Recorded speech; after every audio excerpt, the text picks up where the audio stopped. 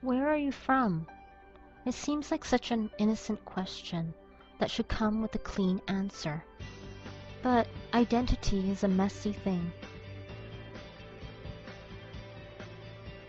In Canada, I can never easily fit into a tidy definition of what a Canadian is or looks like because I'm ethnically Chinese.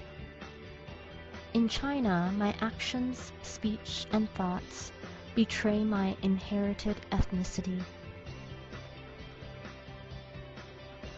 This is the story of how I found many answers to my identity question when I became pregnant as a Chinese Canadian living in China, married to a Chinese national.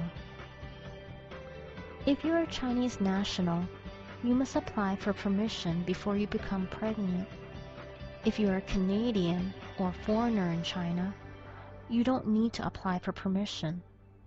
But if you're a foreigner but appear ethnically Chinese, you will be constantly asked to prove your foreign status at the hospital and with officials that govern your residence.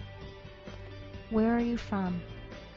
I am a Chinese woman who has the power and privilege to assert control over her own body because of her nationality when other Chinese women do not. A few days after my initial checkup, my husband and I were invited to a dinner with another couple who had a 4-month-old baby girl. We announced our good news at the dinner table over heaping plates of steamed dumplings. Knowing that I was Canadian, they translated Chinese birthing rituals to me.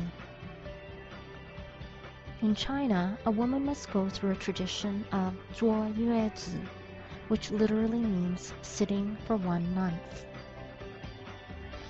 During this period of indoor confinement, she should not bathe, brush her teeth, cry, eat or drink anything cool or hard.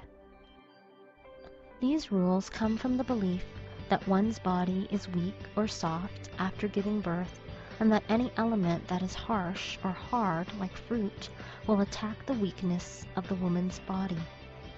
Being exposed to outside elements, the hard bristles of a toothbrush, and the coldness and hardness of foods such as fruit, will upset the delicate yin-yang balance of a woman's state after birth. Perhaps fearing my foreign way of thinking could suspend my belief of this tradition, the couple went on to share stories of women who had dared to disobey the rules of sitting for 1 month and suffered the bitter consequences. These urban legends accumulated in my mind. I still did not fully believe them or grasp their importance, but they were lurking back there, making it impossible for me to dismiss them entirely. Where are you from? I come from a place where Chinese stories and myths of pregnancies and births are heard, not believed in, but never truly forgotten.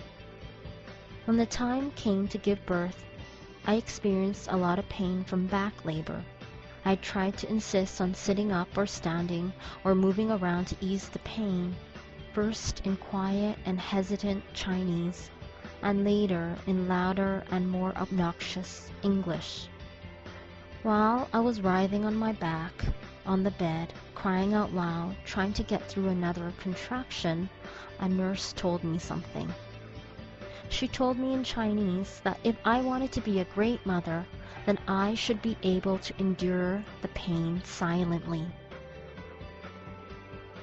I screamed back, "No," in English.